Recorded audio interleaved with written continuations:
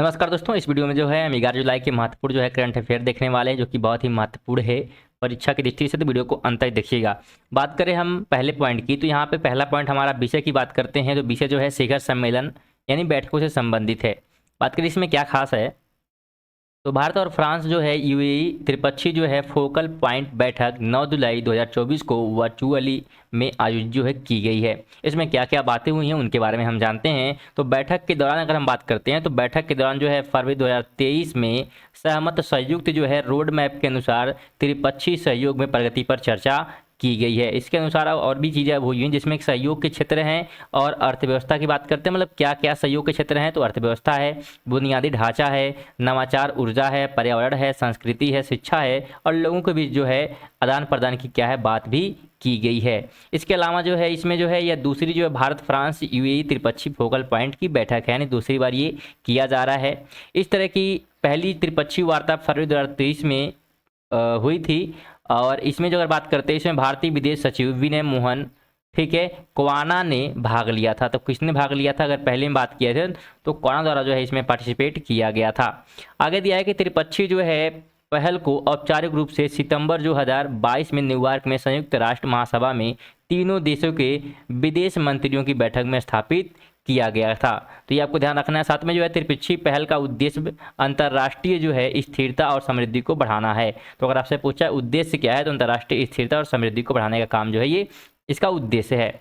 आगे बात करें तो आगे जो है महत्वपूर्ण विषय की बात करते हैं, तो विषय जो है इसमें है महत्वपूर्ण दिन के बारे में हम बात करने वाले हैं। तो विश्व जनसंख्या दिवस जो है 11 जुलाई को है, आपको ध्यान रखना है। तो इसमें क्या क्या चीज़ें बातें हुई, तो हर साल जो है 11 जुलाई को दुनिया भर में जनसंख्या संबंधी मुद्दों के बारे में जागरूकता फैलाने के लिए विश्व जो है जनसंख्या दिवस मनाया जाता है। तो आपको ध्यान रखना है कि 11 जुलाई को क्या है, विश्व जनसंख्या दिवस मनाया जाता है।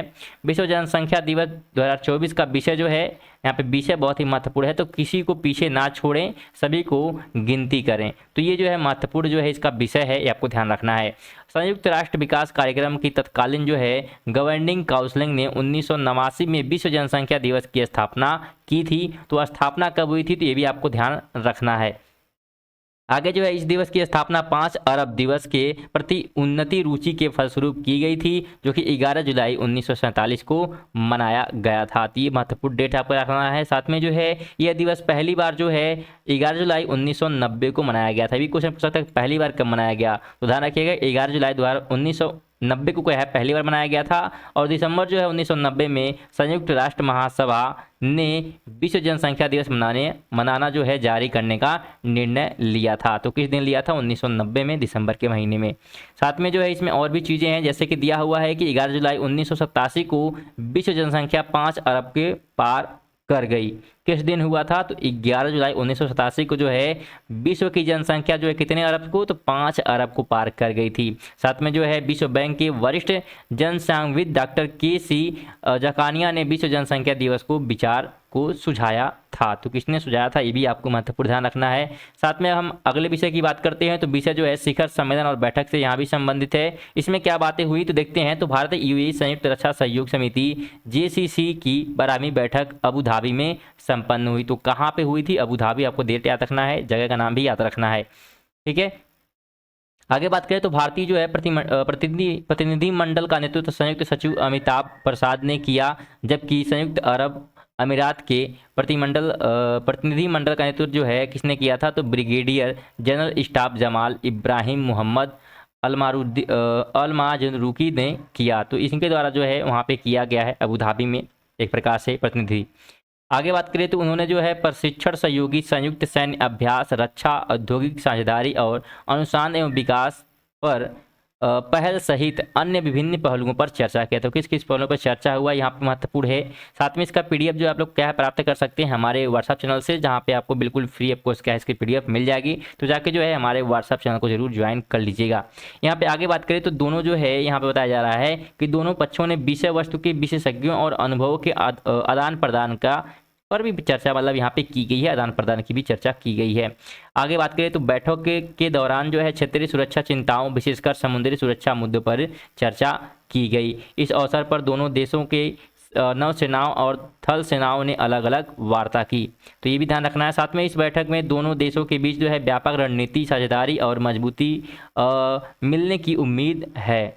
आगे बात करें तो भारत यूएई संयुक्त रक्षा सहयोग समिति JDC की स्थापना जो 2000 कब में हुई थी, 2006 में की गई थी और यह भारत यूएई रक्षा संबंधों को आगे बढ़ाने के लिए एक मंच के रूप में कार्य करती है। और ये आपको डेटा रखना है कि 2006 में जो है स्थापना हुई थी इस चीज़ की, तो समेशी जो JDCC थी उसकी स्थापना 2006 में की गई थी। चलिए आगे हम बात करें तो आगे दिया हुआ है कि भारतीय, यहाँ पे हम विषय की बात करें तो रक्षा से संबंधित क्या क्या विषय पे बात हुई है तो उसके बारे में बात करें तो भारतीय वायुसेना ने सुखोई 30, ठीक है, सुखोई 30 की MKI विमान ऑस्ट्रेलिया में एक्सराइज पिच ब्लैक में भाग लेंगे। तो ये जो है भाग लेने वाले हैं सुखोई 30 जो है यहाँ पे जो कार्यक्रम किया जाने वाला है तो यहाँ पे भाग लेंगे। बात करें इसके महत्वपूर्ण और बातों की तो भारतीय वायुसेना की सुखोई 30 जो है MKI विमान ऑस्ट्रेलिया में द्विवार्षिक बहुराष्ट्रीय हवाई युद्ध अभ्यास पिच ब्लैक में भाग लेने वाला है। तो पिच ब्लैक ये अभ्यास ब्लैक मतलब ये क्या है प्रकार से वहाँ पे कार्यक्रम चल रहा है जिसमें क्या है भाग लेने वाला है। और एक्सरसाइज पिच ब्लैक 2024 ये आपको ध्यान रखना है और 12 जुलाई से 2 अगस्त तक आयोजित किया जाएगा। कब तक चलने वाला है तो 12 जुलाई से जो है 2 अगस्त तक ही चलेगा। एक्सरसाइज पिच ब्लैक जो है अंतर्राष्ट्रीय जुड़ाव को मजबूत करने और सहयोगी बढ़ाने के लिए क्या है रॉयल ऑस्ट्रेलियन एयरफोर्स जिसे हम RAAF के रूप सबसे मतलब जानते हैं तो वो क्या है सबसे जो है महत्वपूर्ण उड़ान गतिविधि है। तो ये आपको ध्यान रखना है इसमें। साथ में इसकी प्रथम जो है आयोजन जून 1981 में न्यू साउथ वेल्स के रॉफ वेस्ट विलियम टाउन में किया गया था। पहली बार कब किया गया था तो भी पूछ सकता है, तो जून 1981 में जो है ये किया गया था।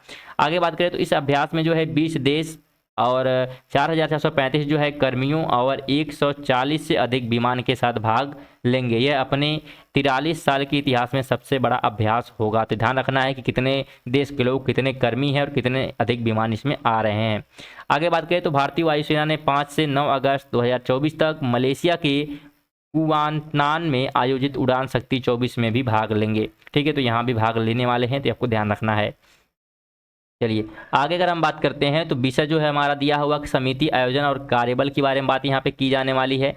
तो इसमें जो है 16वें जो है वित्त आयोग द्वारा 5 सदस्यीय सलाहकार परिषद की गठित की गई है, जो कि 9 जुलाई को 16वें वित्त आयोग द्वारा 5 सदस्यों वाली एक सलाहकार परिषद गठित की गई, जो कि आयोजन को वैचारिक विषयों के TOR या संबंधित मामलों पर सलाह देंगे। साथ में जो है राष्ट्रीय अनुप्रयुक्त आर्थिक अनुसंधान परिषद की महानिर्देशक पूनम गुप्ता को सलाहकार परिषद का संयोजकता नियुक्त किया गया। तो किन्हें किया गया है तो पूनम गुप्ता को आपको नाम जो है ध्यान रखना है।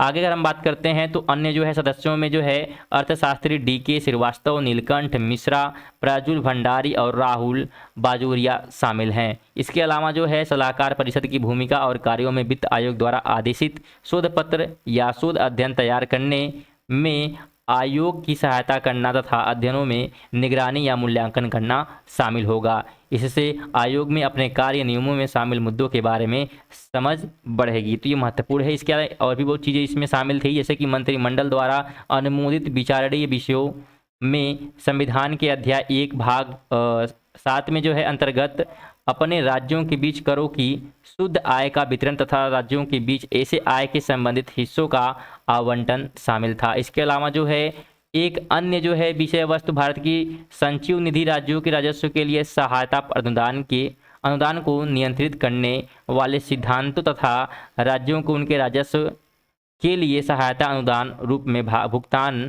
की जाने वाली राशि संबंधित है। तो ये सभी नोट्स क्या है आप प्राप्त कर सकते हैं। जितने भी महत्वपूर्ण चीज़ें बताई जा रही हैं सबको आपको ध्यान भी रखना है। साथ में नोट्स के लिए जो है आप हमारे व्हाट्सएप चैनल को ज्वाइन कर सकते हैं, जहाँ पे आपको PDF मिल जाएगा। और हमारे चैनल पर अगर नए होंगे और डेली जो है करंट अफेयर पढ़ना चाहते हैं तो हमारे चैनल को जो है सब्सक्राइब करके बेल आइकन जरूर ऑन कर लीजिएगा। चलिए बात करें हम तो नेक्स्ट हमारा विषय जो है खेल से संबंधित है, यानी खेल में क्या खास बातें रहीं तो देखने वाले हैं आज के हम इस करंट अफेयर में। तो 6 जून की अगर बात करते हैं तो हमारा 6 नंबर का टॉपिक है कि जून 2024 के लिए ICC men's player of the month का पुरस्कार भारतीय तेज गेंदबाज जसप्रीत बुमराह को दिया गया है। तो किसे दिया गया है आपको ध्यान रखना है।